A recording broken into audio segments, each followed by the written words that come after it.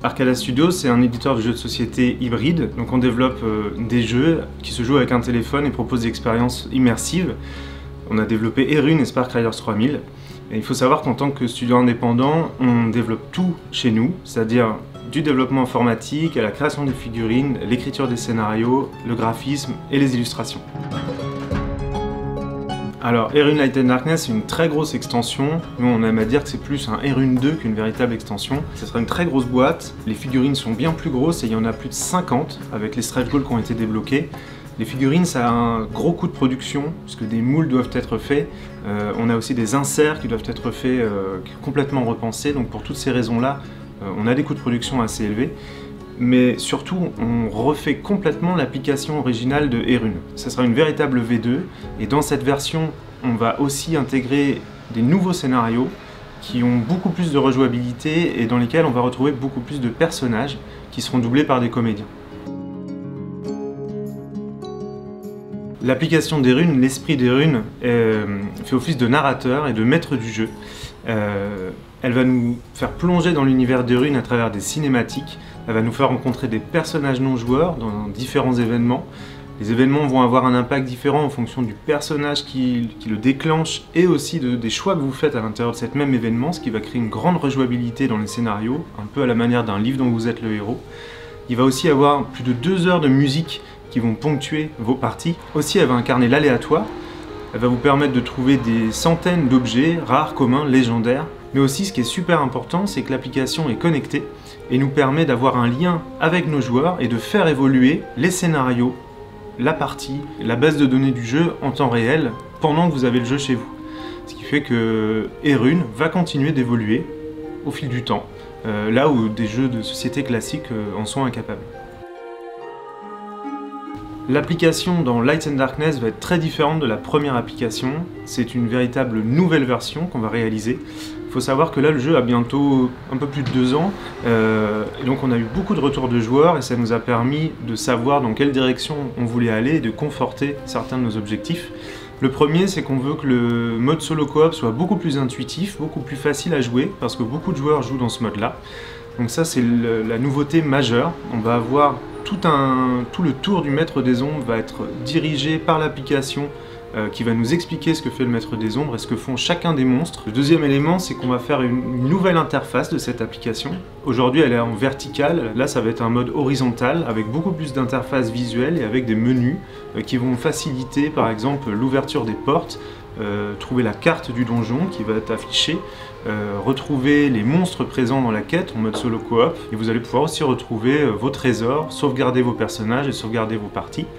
On va aussi avoir d'illustrer tous les personnages que vous allez rencontrer et une partie des objets. Et donc avec tout ça, on a vraiment une refonte complète qui va vous proposer une expérience de jeu très différente de l'expérience originale. Alors les quêtes de Light and Darkness sont très différentes des quêtes que vous pouvez connaître dans Erune Adventure et Heroic. Ces quêtes-là déjà vont commencer par une étape de voyage qui va durer une dizaine de minutes dans laquelle l'équipe d'aventuriers va devoir faire des choix pour arriver jusqu'au donjon. Et ils vont arriver du coup avec des bonus ou des malus et les choix qu'ils vont prendre vont avoir un impact sur les quêtes suivantes. Il faut savoir que les quêtes aussi en elles-mêmes vont avoir une bien plus grande rejouabilité. Ce qui fait que pour chaque scénario, il va y avoir au moins 2 ou 3 passages différents pour accéder à la fin et qu'il y aura une fin.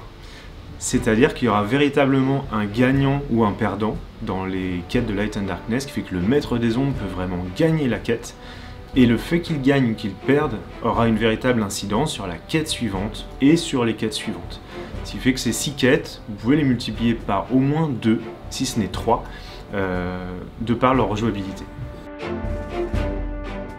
Alors le stretch goal du dragon, c'est un très gros stretch goal, puisque là on va offrir aux backers qui prennent un des pledges all-in, le Legendary ou le Master Pledge all-in, on offre cette extension qui aura une valeur de 35 €. Donc cette extension, ça va être une grosse boîte dans laquelle on va avoir un très gros dragon et qui va proposer aussi une campagne inédite de 3 scénarios pour trouver et tuer ce dragon qu'on va devoir affronter. Le dragon, c'est un des personnages qui était le plus attendu dans les monstres de par la communauté. Mais on ne pouvait pas se permettre de l'inclure dans le jeu de base puisque c'est une très grosse figurine qui allait encore augmenter la taille de la boîte et son prix. Le prix de la boîte de base étant déjà relativement élevé, on ne trouvait pas normal de dépasser les 100 € pour une extension, et donc on a préféré le proposer en add-on. La voix de l'esprit des runes aujourd'hui, c'est la synthèse vocale de votre téléphone. Donc évidemment, cette synthèse vocale, elle est un petit peu robotique actuellement. Faut savoir que c'est un choix, puisque aujourd'hui, une synthèse vocale de qualité humaine, en tout cas qui commence à être très réaliste, ça a un coût, et c'est un coût qu'on ne souhaite pas répercuter sur nos joueurs, puisqu'il est hors de question qu'on vous propose un abonnement pour avoir accès à ce type de voix. On pourrait le faire. Donc là, on attend concrètement d'avoir accès à une voix de synthèse qui ait un prix correct, voire qui soit gratuite, pour pouvoir la mettre à jour dans vos applications. Donc dès qu'on l'aura, on la mettra à jour. Ce qui est super important avec cette synthèse vocale, c'est qu'elle nous permet de lui faire lire des millions de phrases, une infinité de phrases. Et c'est ce qui nous permet aussi de faire évoluer la base de données et les jeux en temps réel, ce qui serait impossible de faire avec des voix enregistrées par des comédiens, ça limiterait énormément tout ce qu'on peut faire. Donc voilà pourquoi la voix de l'esprit des runes aujourd'hui n'est pas super canon. Par contre, n'ayez crainte, cette voix, il faut savoir que quand on joue à Hyrule, on l'oublie très rapidement. Et il y a aussi quelque chose d'ultra important, c'est que si vraiment ça vous gêne, vous pouvez tout à fait, dans Light and Darkness, couper cette voix et lire simplement les textes qui sont écrits par l'application. Comme ça, vous n'êtes plus gêné.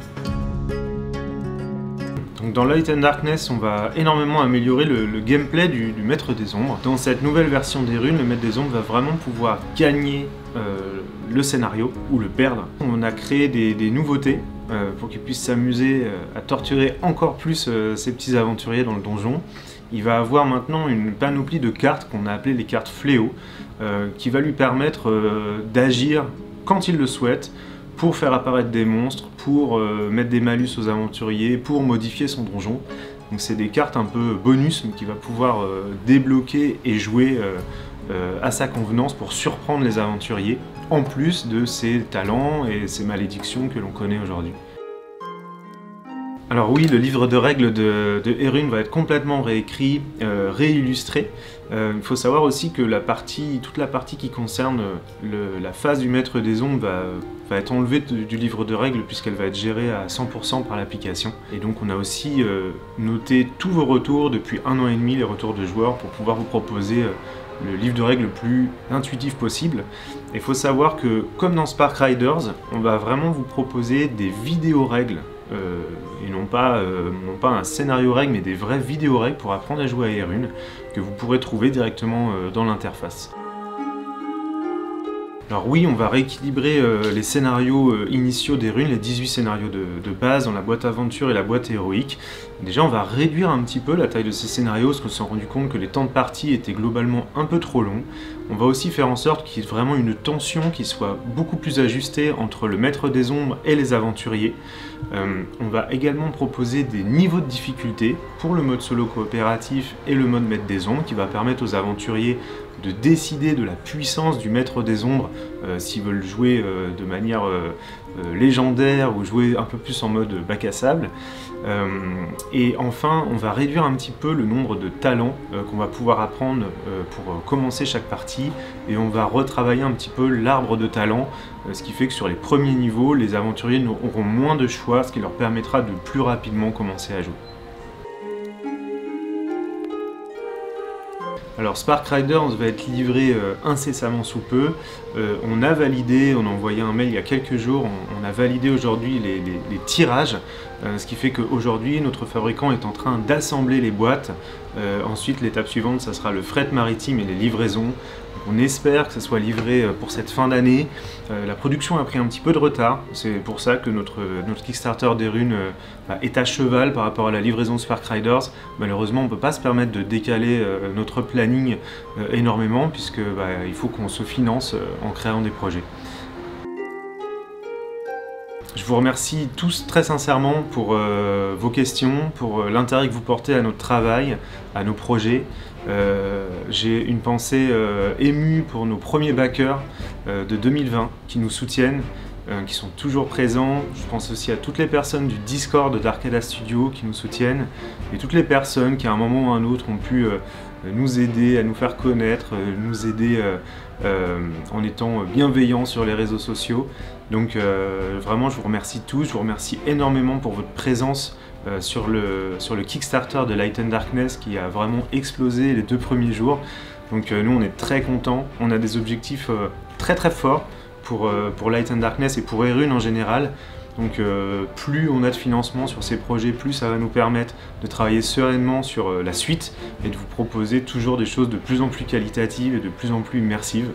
Donc voilà, sincèrement, merci du fond du cœur.